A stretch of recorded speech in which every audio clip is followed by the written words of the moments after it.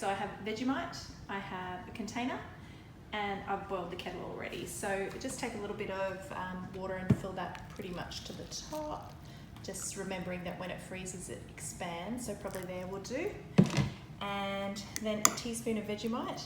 And it has to be boiling because otherwise the Vegemite's not going to dissolve into the water.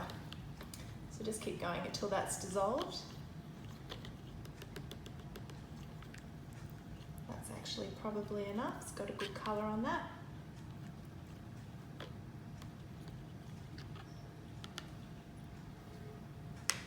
Pop the lid on and pop it in the freezer.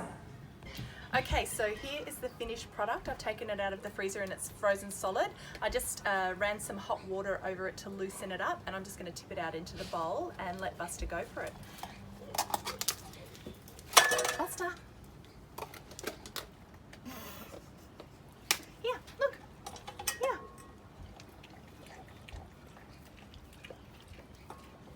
And he loves it.